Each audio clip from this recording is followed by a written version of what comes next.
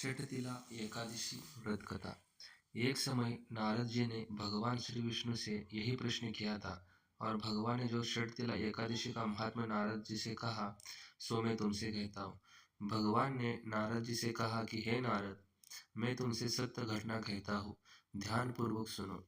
प्राचीन काल में मृत्युलोक में एक ब्राह्मणी रहती थी। वो सदैव व्रत किया करती थी।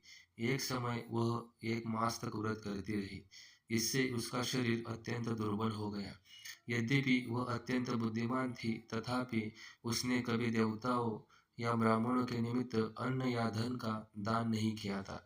इससे मैंने सोचा कि ब्राह्मणी ने व्रत आदि से अपना शरीर शुद्ध कर लिया है, अब इसे विष्णु लोक तो मिल ही जाएगा।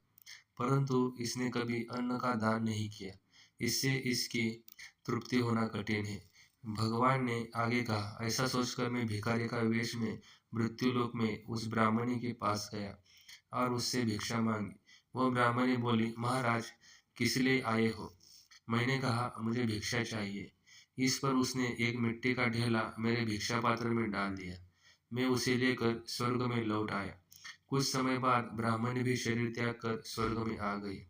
उस ब्राह्मणी को मिट्टी का दान करने से स्वर्ग में सुंदर महल मिला, परंतु उसने अपने घर को अन्नादि सब सामग्रियों से शून्य पाया। घबरा कर वो मेरे पास आ गई और कहने लगी कि भगवान, मैंने अनेक व्रत आदि से आपका पूजन किया, परंतु फिर भी मेरा घर अन्नादि सब वस्तुओं से शून्य है। इसका क्या कारण है? इस पर मैंने कहा, पहले तुम अपने घर जाओ, देव स्त्री आएंगे तुम्हें देखने के लिए। पहले उसने षटतिला एकादशी का पुण्य और विधि सुन लो, तब द्वार खोलना। मेरे ऐसे वचन सुनकर वह अपने घर गई। जब देव स्त्री आई और द्वार खोलने को कही तो ब्राह्मणी बोली, आप मुझे देखने आई तो षटतिला एकादशी का महात्म्य मुझसे कहो। उनमें से एक देवस्त्री कहने लगे कि मैं कहती हूँ। जब ब्राह्मणी ने षटतिला एकादशी का महात्म्य सुना तब द्वार खोल दिया। देवांगनाओं ने उसको देखा कि न तो वो गांधर्वी है और न आसुरी है, वरन पहले जैसी मानुष है।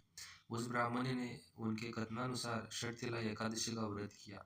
इसके प्रभाव से वह सुंदर और रूपवती हो गई तथा उसका घर अन्नादि समस्त सामग्रियों से युक्त हो गया।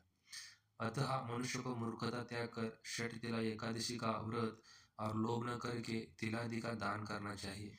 इससे दुर्भाग्य, दरिद्रता तथा अनेक प्रकार के कष्ट दूर होकर मोक्ष की प्राप्ति होती है।